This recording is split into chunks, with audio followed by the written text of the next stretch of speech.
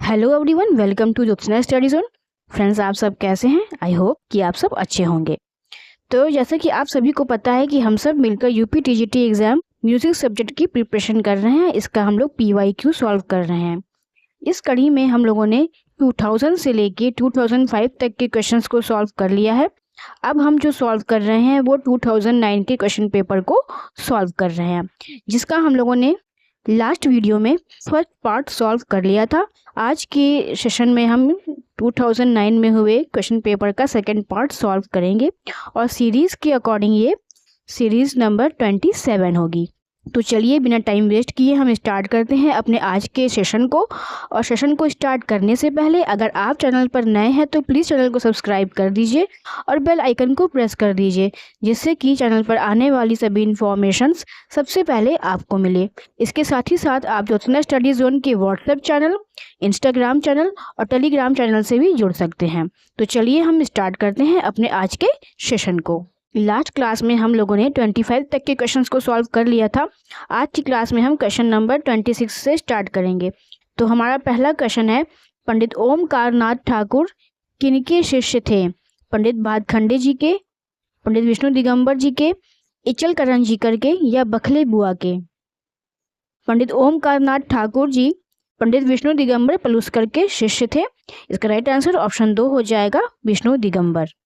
पंडित ओमकार नाथ ठाकुर पंडित विष्णु दिगंबर पलुस्कर जी के शिष्य थे। आपका जन्म गुजरात में 24 जून 1897 ईस्वी को हुआ था। यह स्रोत जो है हमें ताल परिचय भाग 3 डॉक्टर गिरीश चंद्र श्रीवास्तव जी की पुस्तक से प्राप्त होता है। इस प्रकार इसका राइट आंसर जो होगा वो ऑप्शन 2 हो जाएगा, पंडित विष्णु दिगंबर पलुस्कर। नेक्स्ट क्वेश्चन है, बलवंत राव भट्ट किनके शिष्य हैं?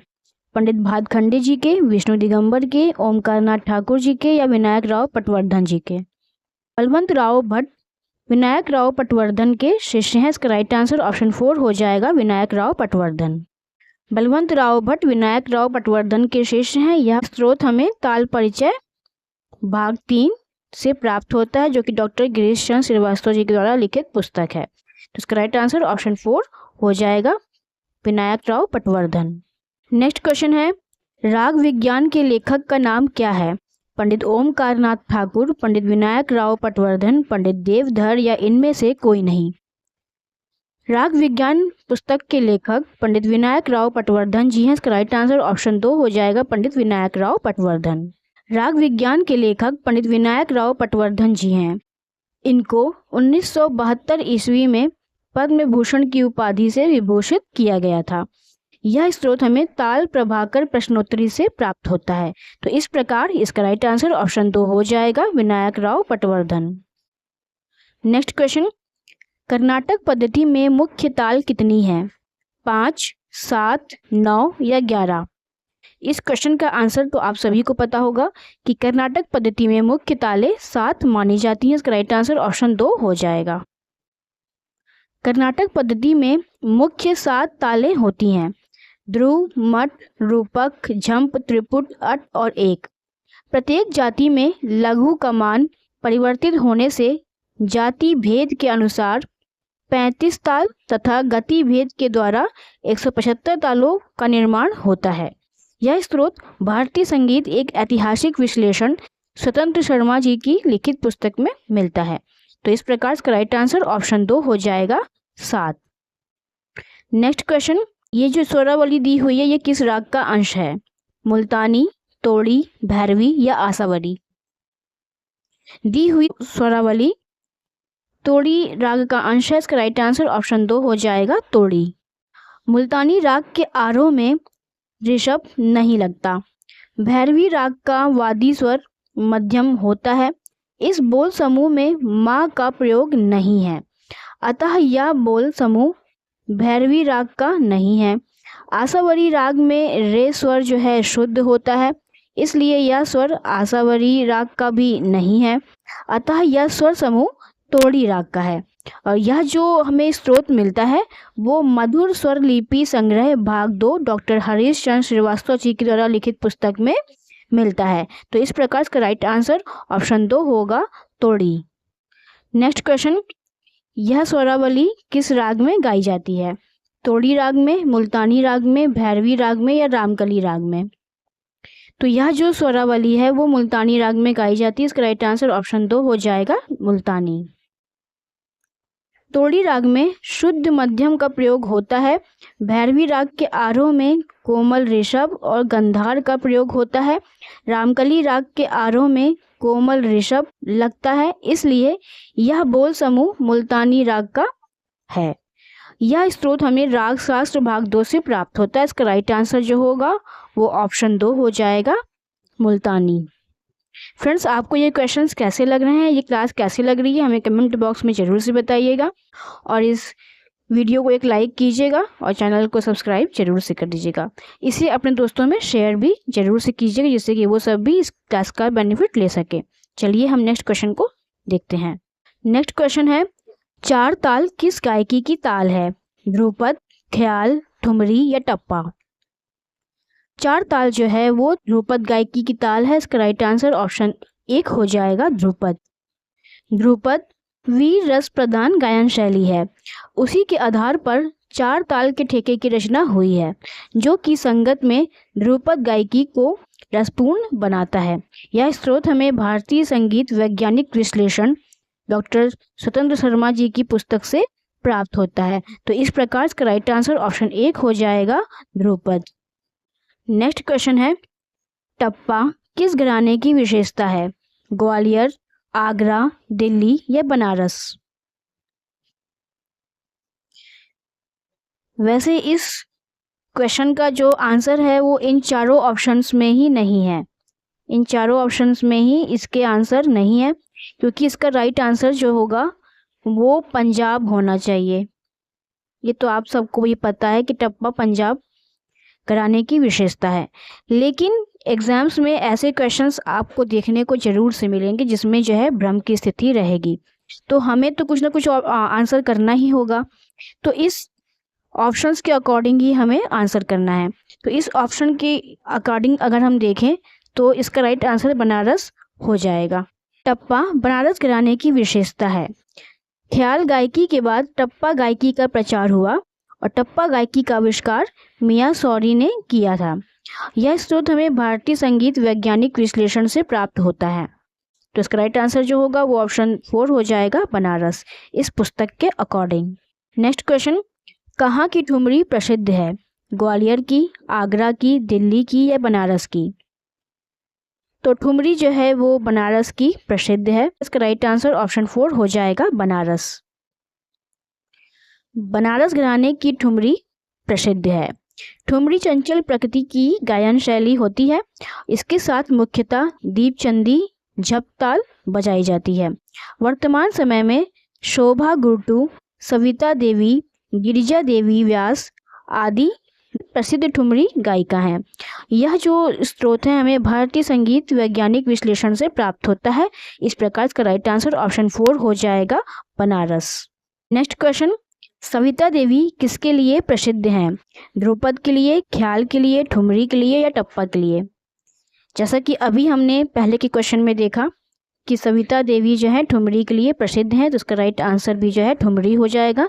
सविता देवी ठुमरी के लिए प्रसिद्ध हैं। सविता देवी ठुमरी के लिए प्रसिद्ध हैं। यह जो स्रोत है हमें भारतीय संगीत वैज्ञानिक विश्लेषण से प्राप्त होता है। इसका राइट आंसर ऑप्शन 3 हो जाएगा, ठुमरी। नेक्स्ट क्वेश्चन, सिया राम तिवारी किस गायकी के लिए प्रसिद्ध थे? ध्रुपद, ख्याल, ठुमरी या टप्पा? सिया राम तिवारी जी ध्रुपद गायकी के लिए प्रसिद्ध हैं। इसका राइट आंसर ऑप्शन 1 हो जाएगा, ध्रुपद। सिया राम तिवारी ध्रुपद गायकी के लिए प्रसिद्ध हैं। ध्रुपद गायकी का आविष्कार 15वीं शताब्दी में ग्वालियर के राजा मान सिंह तोमर जी ने किया था। ध्रुपद एक गंभीर और जोरदार प्रकृति का गीत माना जाता है, गायन शैली मानी जाती है। यह स्रोत हमें भारतीय संगीत वैज्ञानिक विश्लेषण से प्राप्त होता है। इसका राइट आंसर जो होगा वो ऑप्शन 1 हो जाएगा, ध्रुपद। नेक्स्ट क्वेश्चन, भाव रंग लहरी किसके नाम के साथ जुड़ा है? पंडित ओमकार नाथ ठाकुर के साथ, पंडित बलवंत राव भट्ट के साथ, पंडित चित्तरंजन ज्योतिषी के साथ या पंडित प्रदीप दीक्षित के साथ? भाव रंग लहरी जो है वो पंडित बलवंत राय भट्ट के साथ जुड़ा हुआ है। इसका राइट आंसर ऑप्शन 2 हो जाएगा, पंडित बलवंत राय भट्ट।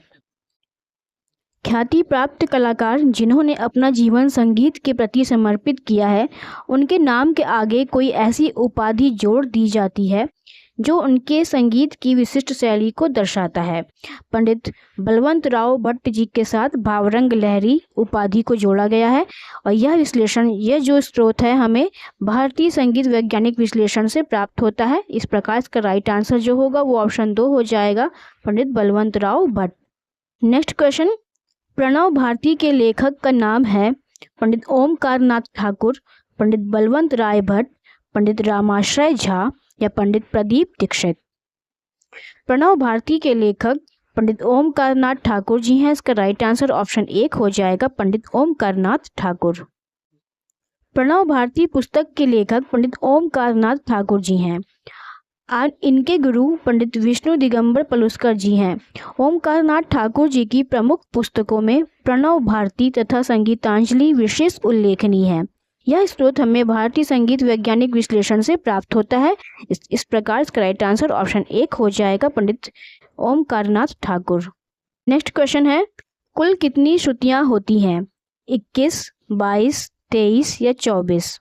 तो ये भी आप सभी को पता है कि ये भारतीय संगीत में कुल 22 श्रुतियाँ होती हैं। इसका राइट आंसर ऑप्शन 2 होगा, 22। असंख्य नादों में 22 नाद को श्रुति की संज्ञा प्रदान की गई है। वर्तमान समय में भातखंडे जी ने इन्हीं 22 श्रुतियों से 7 शुद्ध, 4 कोमल एवं 1 तीव्र स्वर को स्थापित किया है। यह स्रोत हमें भारतीय संगीत वैज्ञानिक विश्लेषण पुस्तक से प्राप्त होता है। इस प्रकार इसका राइट आंसर ऑप्शन 2 हो जाएगा, 22। नेक्स्ट क्वेश्चन, सा और रे यानी षड्ज और ऋषभ में कितनी श्रुतियों का अंतर है? 2 श्रुतियों का, 3 श्रुतियों का, 4 श्रुतियों का या इनमें से कोई नहीं? षड्ज और ऋषभ में 2 श्रुतियों का अंतर होता है। इसका राइट आंसर ऑप्शन 1 हो जाएगा, 2।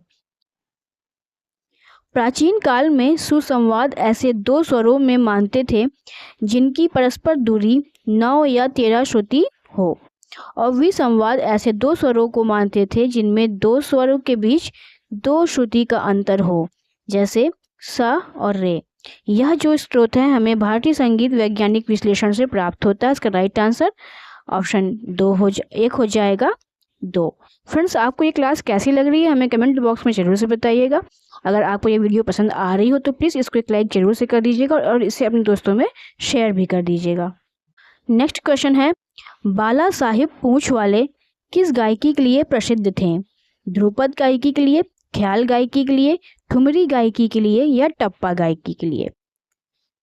तो बाला साहिब पूंछ वाले ख्याल गायकी के लिए प्रसिद्ध थे। इसका राइट आंसर ऑप्शन 2 हो जाएगा, ख्याल।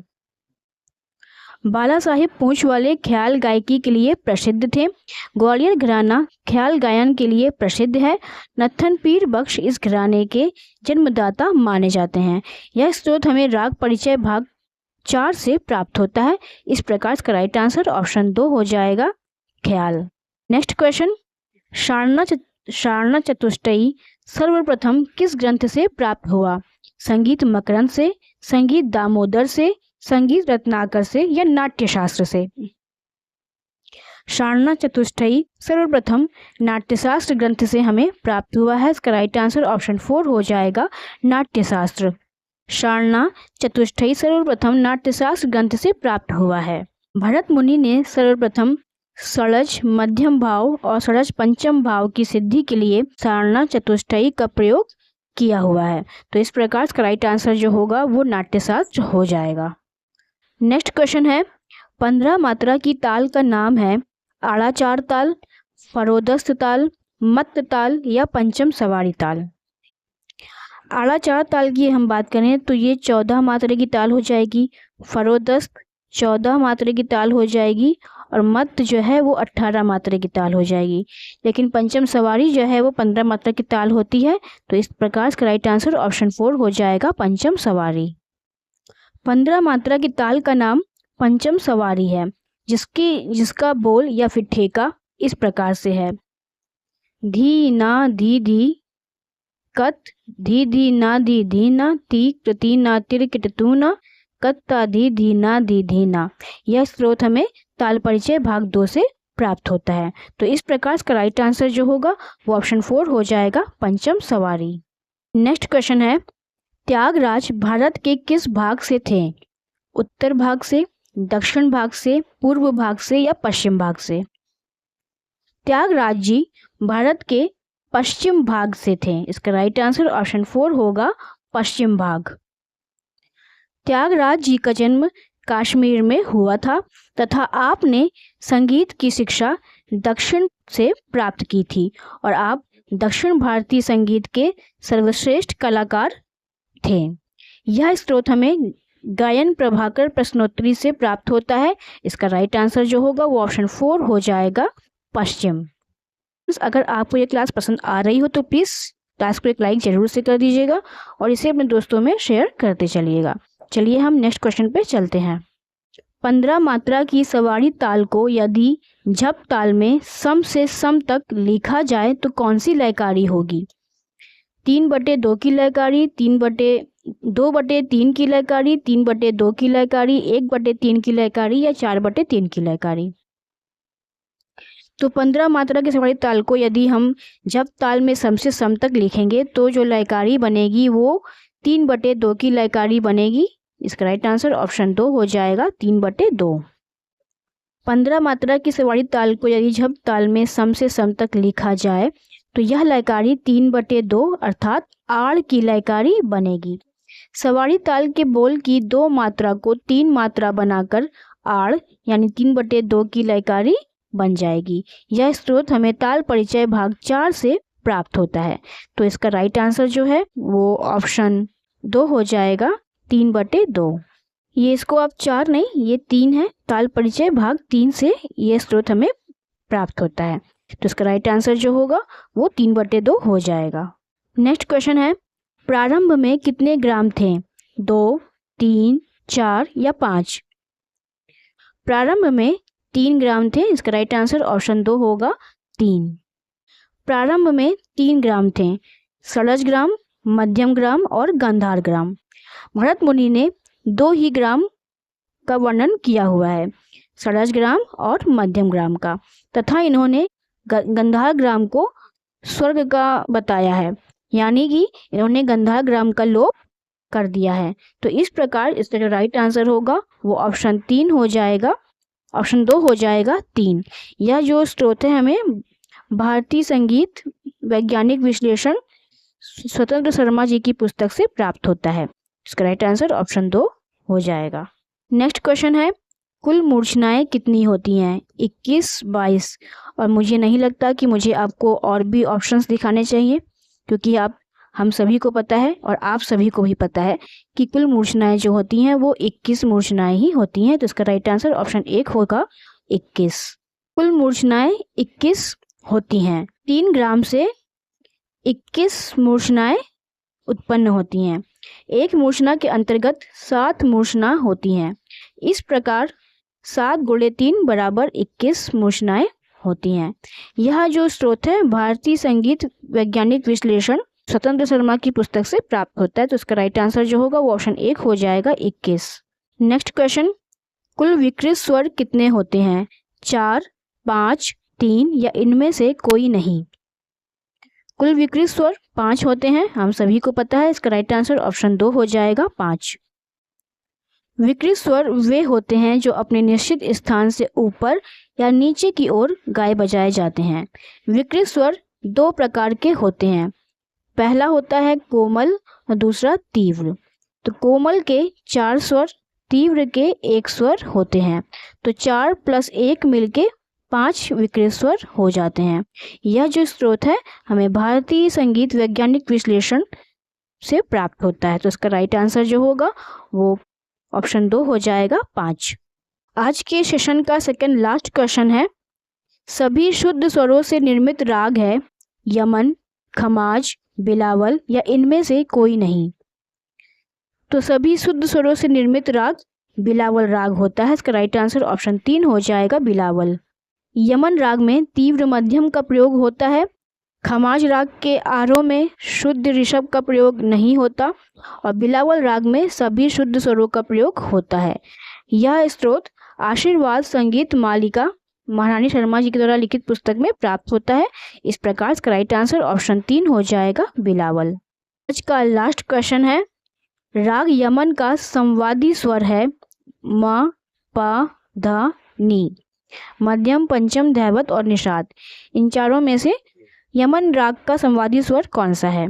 तो यमन राग का संवादी स्वर निषाद होता है। इसका राइट आंसर ऑप्शन 4 हो जाएगा निषाद। यमन राग में गा स्वर वादी और नी स्वर संवादी स्वर होता है। यह कल्याण ठाट का राग होता है। इसकी जाति शाडव होती है और गायन समय रात्रि का प्रथम प्रहर होता है। यह स्रोत आशीर्वाद संगीत मालिका पुस्तक से प्राप्त होता है, जो कि महारानी शर्मा जी के द्वारा लिखित पुस्तक है। तो इस प्रकार इसका राइट आंसर ऑप्शन 4 हो जाएगा नी, यानी निषाद। ये था 2009 में हुए क्वेश्चन पेपर का सेकंड पार्ट। इस तरह से हम लोगों ने 2009 में हुए क्वेश्चन पेपर के 50 क्वेश्चन यानी 50 क्वेश्चन सॉल्व कर लिए। नेक्स्ट वीडियो में हम इसका नेक्स्ट पार्ट सॉल्व करेंगे। तो आज की क्लास आप सभी को कैसी लगी हमें कमेंट बॉक्स में ज़रूर से बताइएगा, और अगर कोई मिस्टेक हो गई हो तो भी आप कमेंट बॉक्स में उसे ज़रूर से मेंशन कीजिएगा।